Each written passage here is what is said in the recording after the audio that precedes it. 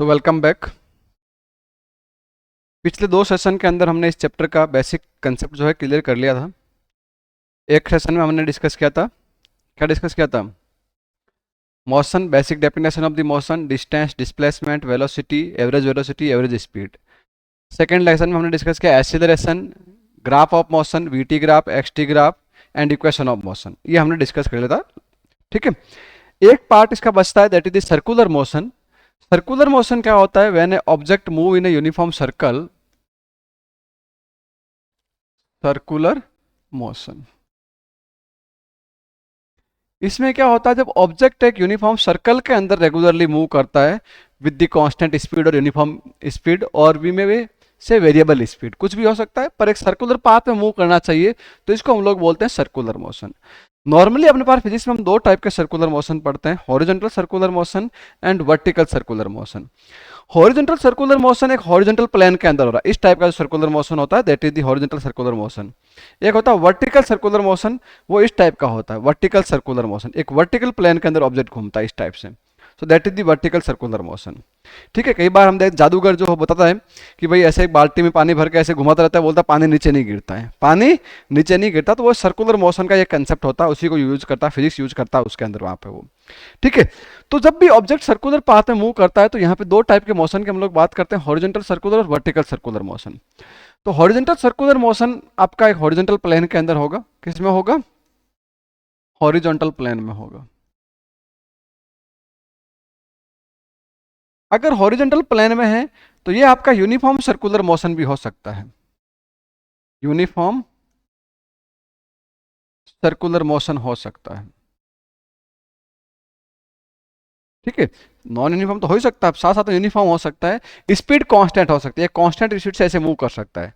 Circular motion में velocity कभी भी कांस्टेंट नहीं रहती है, वेलोसिटी कभी भी कांस्टेंट नहीं रहती है, क्योंकि हर एक इंस्टेंट में डायरेक्शन क्या होती है, जैसे ऑब्जेक्ट की डायरेक्शन अभी यहाँ पे थी, यहाँ आएगा डायरेक्शन इसकी हो जाएगी, यहाँ आएगा डायरेक्शन ऐसे हो जाएगी, यहाँ आएगा डायरेक्शन ऐसे होगी, यहाँ पे ऐसे होगी, तो डायरेक्शन तो हमेशा सर्कुलर मोशन में बदलती रहती है। इसका मतलब ये कभी भी यहाँ पे वेलोसिटी कांस्टेंट नहीं हो सकती है, पर स्पीड कांस्टेंट हो सकती है सर्कुलर मोशन के अंदर, इस चीज का ध्यान रखना। और स्पीड भी कांस्टेंट केवल और केवल किस में हो सकती है? आपकी हॉरिजॉन्टल सर्कुलर मोशन में हो सकती है। किस में हो सकती है?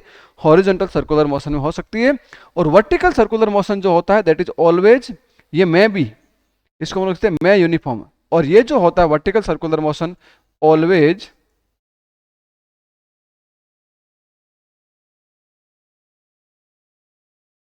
नॉन यूनिफॉर्म मोशन होता है, नॉन यूनिफॉर्म मोशन। इसमें जैसे अपन किसी एक ऑब्जेक्ट को ऐसे घुमाते हैं ऐसे करके, तो इसकी स्पीड हमेशा चेंज होती रहती है। टॉप मोस्ट जो पॉइंट होता है उसके अंदर उसकी मिनिमम स्पीड होती है, और जो लोवेस्ट पॉइंट होता है उसके अंदर स्पीड क्या होती है? इसकी हाईएस्ट होती है। जैसे कोई भी ऑब्जेक्ट अगर वर्टिकल सर्कुलर पाथ में मूव कर रहा है, ऐसे वर्टिकल सर्कुलर पाथ है जैसे अपन दिख रहा है, तो यहाँ पे जो टॉप में जाएगा तो यहाँ पे इसकी वी जो होती है मिनिमम होती है। क्या होती है? मिनिमम स्पीड से मूव करता है। यहाँ पे जो स्पीड होती है उसकी मैक्सिमम होती है, वी जो होती है वो मैक्स होना चाहिए यहाँ पे वी। ठीक है, और इसमें कंडीशन भी होती है, अगर यहाँ पे मान लीजिए आपकी रेडियस जो आर है इस सर्कल की, तो यहाँ पे जो वी इस सर्कुलर पाथ में कंप्लीट घूमने के लिए इस पर्टिकुलर लोवेस्ट पॉइंट पे, बॉटम पॉइंट पे जो स्पीड होनी चाहिए वो always must be greater than equal to √5 GR, √5 GR, इससे बड़ी होनी चाहिए। और जो टॉप मोस्ट पॉइंट है उसके अंदर जो स्पीड है V top, that must be greater than equal to √GR, तभी कंप्लीट सर्कल बन पाएगा, अदरवाइज कंप्लीट सर्कल नहीं बनता है, अदरवाइज कंप्लीट सर्कल नहीं बनता है अगर वर्टिकल सर्कुलर मोशन है तो। अब जब भी ऑब्जेक्ट को सर्कुलर पाथ में अगर मूव करेगा तो उसके अंदर एक फोर्स हमेशा लगता है जो उसकी डायरेक्शन को चेंज करता है। जैसे ये सर्कुलर पाथ में मूव कर रहा है, तो सर्कुलर पाथ में मूव करने के लिए आपको पता है कि हर एक इंस्टेंट, ये रेडियस इसकी आर है, कोई दिक्कत नहीं। अब यहाँ पे ऑब्जेक्ट इस डायरेक्शन में जा रहा था, इसके नेक्स्ट इंस्टेंट देखेंगे तो आप टेंजेंट ड्रॉ करोगे, यहाँ पे इस इंस्टेंट में जा रहा है, तो इस हर एक इंस्टेंट में इसकी डायरेक्शन कौन चेंज कर रहा है? हर एक इंस्टेंट में डायरेक्शन चेंज करने के लिए कोई ना कोई फोर्स चाहिए होता है। डायरेक्शन चेंज करने के लिए क्या चाहिए? फोर्स चाहिए होता है। तो सर्कुलर मोशन में ऑलवेज एक फोर्स एक्ट करता है, that is toward the centre. किसकी ओर एक्ट करता है? सेंटर की ओर एक्ट करता है, that is known as the centripetal force. क्या बोलते हैं इसको? सेंट्रीपिटल फोर्स बोलते हैं। और सेंट्रीपिटल फोर्स हमेशा इसकी डायरेक्शन को चेंज करने के लिए रेस्पॉन्सिबल होता है। तो सेंट्रीपिटल फोर्स जो होता है Fc, that is always perpendicular to the velocity vector.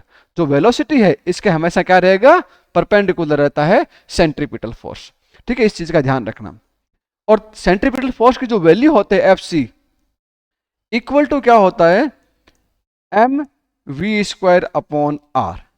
M V square upon R, ये सेंट्रीपिटल फोर्स की वैल्यू होती है, जिसकी डायरेक्शन हमेशा सेंटर की ओर होती है, सेंटर की ओर होती है, और ये हमेशा वेलोसिटी का क्या होता है, परपेंडिकुलर होता है। तो जब भी सर्कुलर मोशन है, इसका मतलब वेलोसिटी और फोर्स के बीच का एंगल जो होगा वो कितना होगा, हमेशा 90 डिग्री होगा। कितना होगा, 90 डिग्री, या आप बोल सकते हैं परपेंडिकुलर होता है।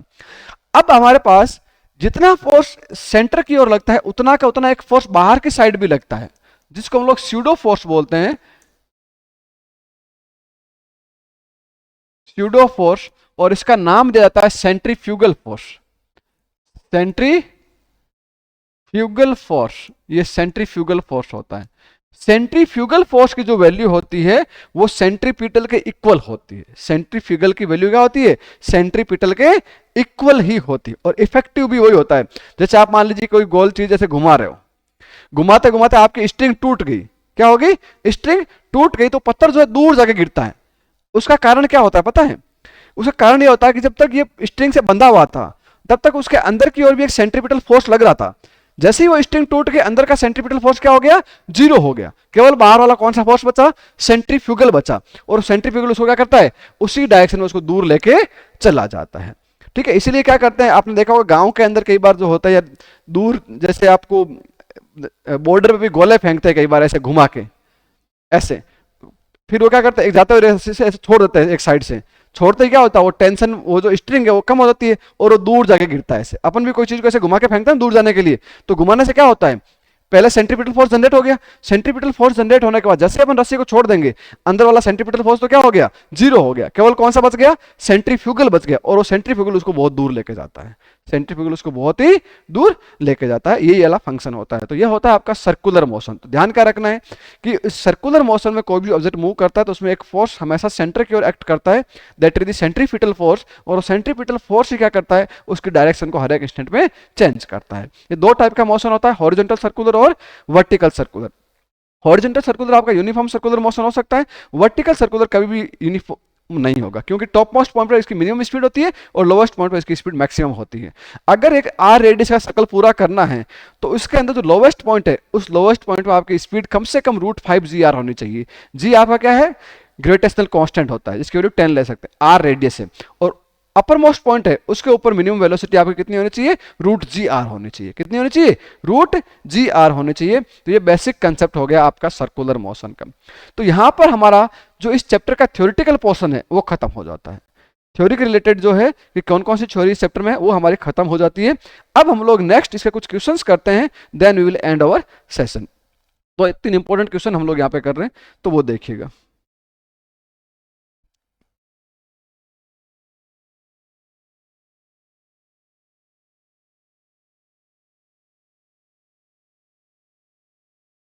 चलिए, एक क्वेश्चन आपको सामने दिखाई दे रहा है। क्वेश्चन में क्या गिवन है, वीटी ग्राफ गिवन है। कौन सा ग्राफ गिवन है, वीटी ग्राफ गिवन है। ढंग से देखिए क्वेश्चन को, बहुत सिंपल क्वेश्चन है। वीटी ग्राफ आपका गिवन है। असेंडिंग पैसेंजर इन ए लिफ्ट, एक लिफ्ट के अंदर जो पैसेंजर है वो असेंडिंग वाला ऊपर की ओर जा रहा है फिगर के according. What is the acceleration of the lift, आपको क्या फाइंड करना है, एक्सीलरेशन फाइंड करना है। क्या फाइंड करना है, एक्सीलरेशन फाइंड करना है ड्यूरिंग द फर्स्ट 2 सेकंड, पहले 2 सेकंड में, बिटवीन 2 एंड 10 सेकंड, 2 और 10 सेकंड के बीच में कितना होगा, एंड लास्ट 2 सेकंड। मींस यहां तक का एक्सीलरेशन फाइंड करना। एक पार्ट तो ये वाला, दूसरा पार्ट आपका यहां से यहां तक है, और तीसरा पार्ट आपका यहां से यहां तक है। इन 3 पार्ट में आपको एक्सीलरेशन फाइंड करना है। अब आपको देखते ही पता होना चाहिए कि एक्सीलरेशन इक्वल टू क्या होता है, कल हमने पढ़ा था slope of the VT graph. क्या पढ़ा था, slope of VT graph. A equal to, इसका सॉल्यूशन जब करेंगे, a equal to slope of VT graph, slope of VT graph, इस ग्राफ का स्लोप हमें लेना है। तो सबसे पहले देखो 0 से लेकर 2 सेकंड तक स्लोप कैसे निकालेंगे। स्लोप निकालने का फॉर्मूला बताया था मैंने आपको, पता है स्लोप का फॉर्मूला क्या होता है, स्लोप का एक ही फॉर्मूला होता है, y2 minus y1 upon 2 minus x1। तो यहाँ पे हमारे पास y में करस्पॉन्डिंग v दे रखा है और x का करस्पॉन्डिंग t दे रखा है। तो 0 से t का टाइम लेंगे तो हमारे पास स्लोप a इक्वल टू, सबसे पहले वेलोसिटी देखें, जब t इक्वल टू 0 है तो वेलोसिटी कितनी है आपकी, 0 है। ठीक है, तो इसमें लिखेंगे v2 minus v1 upon t2 minus t1। तो बताइए इनिशियल केस के अंदर लेंगे a इक्वल टू v2, मतलब फाइनल वेलोसिटी यहाँ पे जब टाइम 2 सेकेंड हो जाएगा तो कितनी आ रही बेटा, 4.6। 4.6 इनिशियल कितनी यहाँ पे, t इक्वल टू 0 और टाइम आपका चेंज हो रहा 2 से 0 का टाइम आपका है। तो a equal to 4.6 upon 2, answer कितना आएगा एसिलेशन 2.3 मीटर पर सेकेंड स्क्वायर। किसके अंदर, ये फर्स्ट 2 सेकेंड के अंदर, किसमें है, फर्स्ट 2 सेकेंड। फिर इसने पूछा है सेकेंड से लेकर 10 सेकेंड तक। अब यहां देखो 2 सेकेंड से लेकर 10 सेकेंड तक आपका ग्राफ पैरेलल है, किसके पैरेलल है, टाइम एक्सिस के। तो इस ग्राफ की स्लोप कितनी है, इस ग्राफ की स्लोप कितनी है, यहाँ पे पैरेलल जो होता है एक्सिस से उस ग्राफ की स्लोप होती है 0। स्लोप कितनी होती है, 0। तो a इक्वल टू कितना होगा, स्लोप इक्वल होता है 2 to 10 सेकेंड। तो 2 to 10 सेकेंड स्लोप आपकी 0, एसिलेशन भी कितना होगा, 0 होगा। और यहाँ पे आप देख सकते हो वेलोसिटी में कोई चेंज नहीं हो रहा, कांस्टेंट वेलोसिटी होता है तो एसिलेशन कितना होता है, 0 ही होता है। क्या होता है, 0 होता है। अगर लास्ट में देखें हम लोग 10 से 12 सेकेंड तक का, कहां से कहां तक देखें, 10 से 12 सेकेंड देखें तो क्या होगा बताओ,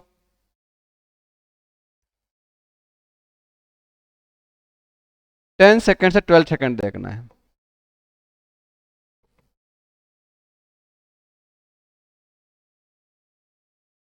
टेन से 12 देखना, तो कैसे देखोगे बताओ, यहां पे निकालना क्या आपको, a इक्वल टू फॉर्मूला क्या होगा, v2 minus v1 upon t2 minus t1।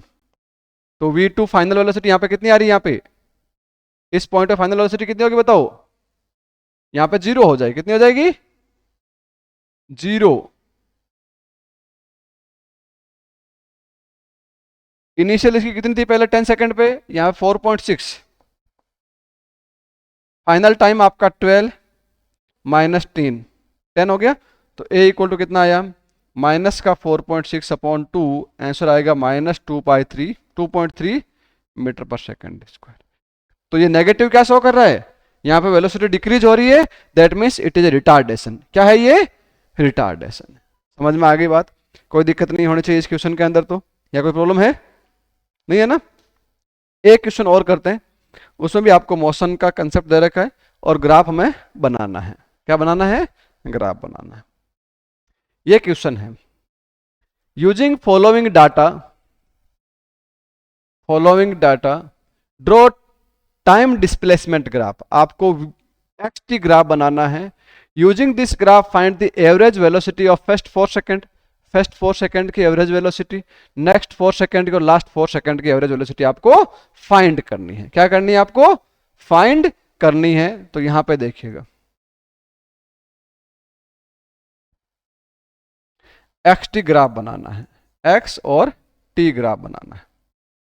Time को आप ऐसे ले लीजिए, 2 second, 4 second, 6 second, 8 second, 10 second, थोड़ा और आगे बढ़ा लेते हैं इसको,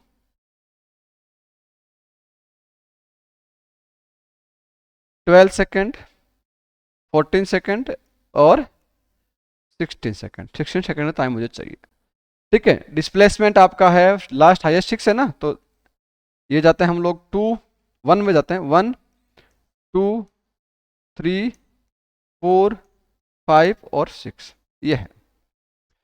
सबसे पहले 0 सेकेंड पे 0 डिस्प्लेसमेंट है, ये वाला पॉइंट है आपका, कोई दिक्कत नहीं इसमें। 2 सेकेंड पे 2 का डिस्प्लेसमेंट यहां से आपका ये वाला है, ये पॉइंट बन गया आपका। ठीक है, फिर आपका 6 सेकेंड पे 4 डिस्प्लेसमेंट है, 1 मिनट, 4 पे 4 है ना, 4 पे भी 4 है, 4 सेकेंड में भी 4 डिस्प्लेसमेंट है, 4 सेकेंड में भी 4 डिस्प्लेसमेंट है, और 6 सेकेंड में भी 4 डिस्प्लेसमेंट है, यहां पे भी 4 डिस्प्लेसमेंट है। 8 में भी 4 डिस्प्लेसमेंट है, 8 में भी 4 डिस्प्लेसमेंट है, 10 में आपका 6 डिस्प्लेसमेंट है, यहां पे हाईएस्ट आपका 6 डिस्प्लेसमेंट है, 12 में वापस से 4 आ गया, 12 में 4 आ जाएगा, 14 में 2 आ गया, 14 पे एकदम कम हो गया वापस से, यहाँ पे 2 सेकेंड पे आ गया, और 16 पे वापस रेस्ट में आ जाएगा। अब इसका जब ग्राफ बनाएंगे तो कुछ इस तरह का ग्राफ आपको दिखाई देता है, यहाँ से है ये, देन ये ऐसा है, फिर आपका ये ऐसा हो गया, देन इस टाइप का ग्राफ आपका है, ऐसा ग्राफ आपको बनता हुआ दिखाई दे रहा है। ये हमने एक्सटी ग्राफ बना लिया, क्या बना लिया, एक्सटी ग्राफ बना लिया। अब इसने पूछा फर्स्ट 4 सेकेंड का एवरेज वेलोसिटी क्या होगा, तो देखो फर्स्ट 4 सेकेंड में डिस्प्लेसमेंट कितना हो रहा है बेटा, डिस्प्लेसमेंट कितना है, 4 का है, तो एवरेज वेलोसिटी का फॉर्मूला क्या होता है, वी एवरेज इक्वल टू क्या होता है पता है, total displacement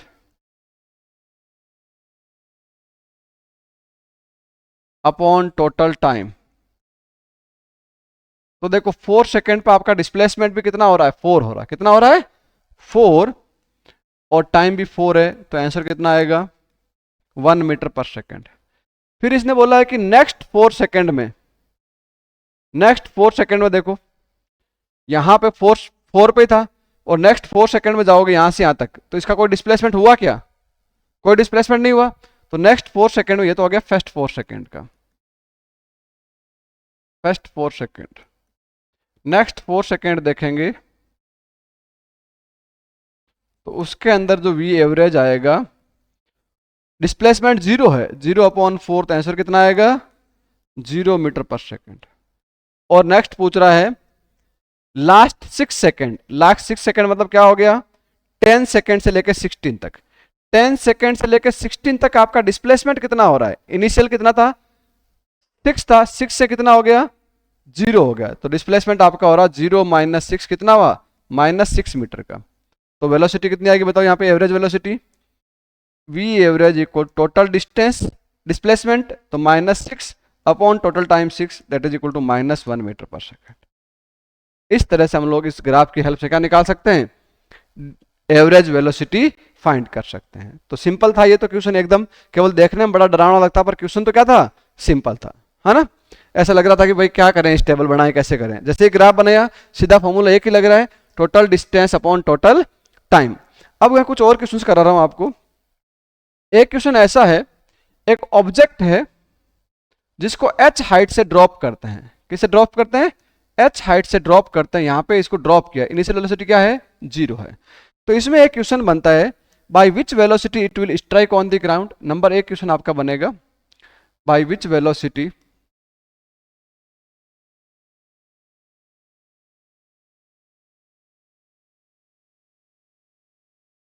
it strike on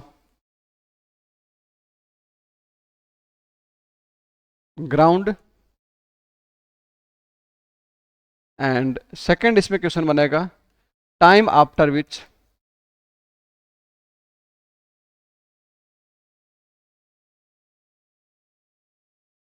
it will strike on ground. तो क्वेश्चन बहुत ही सिंपल सा है, आपने h हाइट से एक पत्थर को नीचे ड्रॉप कर दिया मान लीजिए, तो कितने टाइम बाद आके जमीन पे गिरेगा। और दूसरा इसमें पूछा है कि किस स्पीड से गिरेगा, जब जमीन पे गिरेगा गिरते टाइम पे उसकी स्पीड क्या होगी, फाइनल स्पीड आपको पूछी है। हाइट आपको दे रखी है, क्या दे रखी है, हाइट आपको दे रखी है। अब बताओ अगर आप फाइनल स्पीड निकाल दो तो टाइम भी निकल जाएगा, स्पीड कैसे निकालेंगे बताओ। हमारे पास एक फॉर्मूला, यहाँ पे इनिशियल स्पीड 0 है, फाइनल स्पीड हमें फाइंड करनी है जिससे टकराएगा।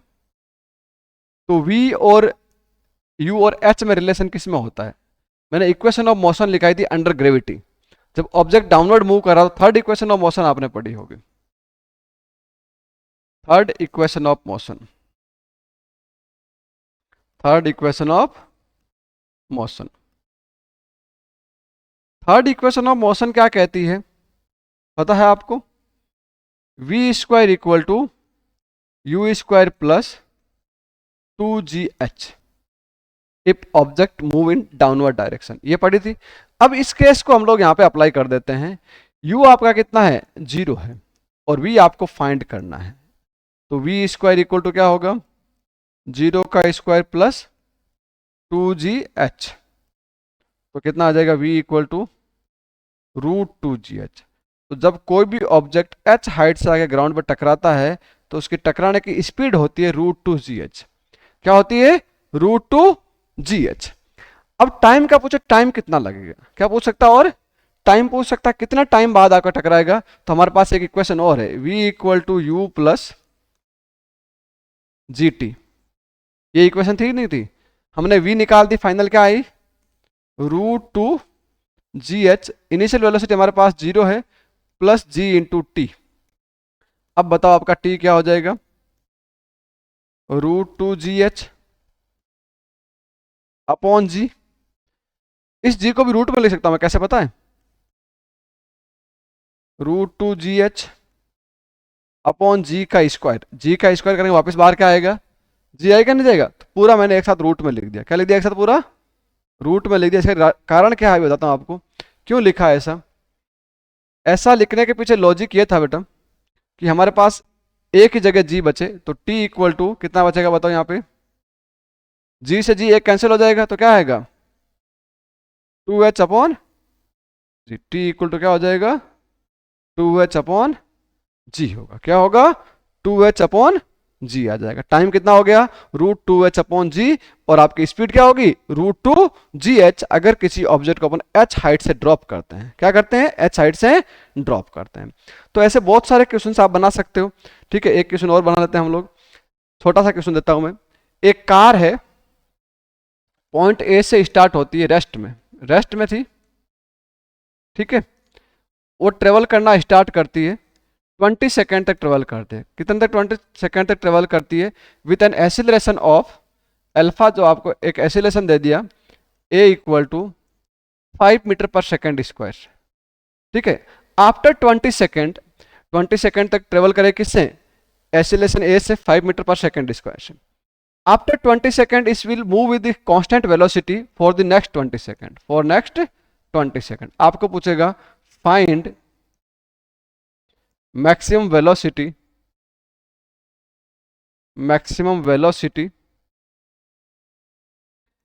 and total distance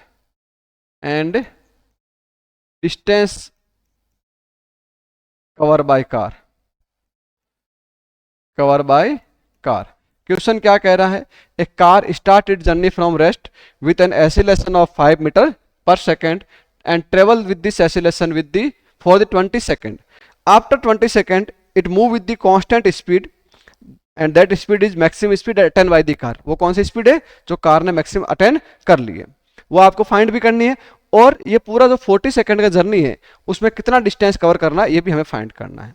तो सबसे पहले हमें ये वाली स्पीड निकालनी पड़ेगी, ये वाली स्पीड निकालनी पड़ेगी। ये डिस्टेंस हम लोग S1 निकाल लेंगे, बाद में S2 भी निकाल। तो फाइनल हम लोग स्पीड कैसे निकालेंगे, v इक्वल टू फॉर्मूला क्या था बेटा, u plus A T. Initial speed हमारे पास क्या है, इसमें 0 है, प्लस ए 5 है, और t कितना है 20। तो इसके बाद जो 20 सेकंड के बाद जो कार की स्पीड मिलेगी वो कितनी मिलेगी, 100 मीटर पर सेकंड। अब इसने आगे यहां से जाने के बाद कार आगे 100 मीटर पर सेकंड से ट्रेवल कर रही है, कोई कार की स्पीड में चेंज अब नहीं हो रहा है। ठीक है, अब हमें जब डिस्टेंस निकालना तो हमें क्या ध्यान देना है कि पहले तो ये S1 डिस्टेंस क्या, S2 क्या है। तो S1 के लिए हमें इक्वेशन लगानी पड़ेगी, क्या लगानी पड़ेगी, इक्वेशन। S1 इक्वल टू क्या होगा, u into T plus half A T square. तो हमारे पास S1 u तो इनिशियल 0 है और t हमारे पास 20 है, प्लस हाफ a कितना है, a 5 दे रहेगा, और t स्क्वायर मीन्स 20 का स्क्वायर। तो S1 कितना आएगा आपका, ये तो 0 हो गया, प्लस 400 हो जाएगा, ये 400 200 इंटू 5 कितना होगा, ये 1000। तो S1 आपका हो जाएगा 1000 मीटर। S2 कैसे निकालेंगे, S2 के लिए हमारे पास एसिलेशन तो है नहीं, सिंपल स्पीड है। तो डिस्टेंस निकालने का फॉर्मूला क्या होता है, distance equal to speed into time. Distance equal to क्या होगा, वेलोसिटी इंटू टाइम बोल दीजिए। तो वेलोसिटी कितनी है, 100 मीटर पर सेकंड की है, और टाइम 20 सेकंड है। तो कितना हुआ ये, 100 से 20 सेकंड में कितना कवर करेगा ये, 2000 मीटर। टोटल डिस्टेंस कितना बताओ, टोटल डिस्टेंस आपका हो गया 1000 मीटर प्लस 2000 मीटर, टोटल कितना हो गया 3000 मीटर कार 40 सेकंड में कवर करेगी। समझ में आ गई बात, कोई दिक्कत है? So this is all about questions. ऐसे बहुत सारे क्वेश्चन है, आप लोग ट्राई कर सकते हो। मैं आपको एक यूट्यूब पे जो डिस्क्रिप्शन है उसके अंदर एक वर्कशीट भी दे दूंगा सॉल्व करने के लिए, try that worksheet. Thank you everyone for joining. In next class हम लोग एक नया चैप्टर और करेंगे, इसके अंदर force and Newton laws of motion, NLM करेंगे, ठीक है? So thank you everyone for joining, see you in next class.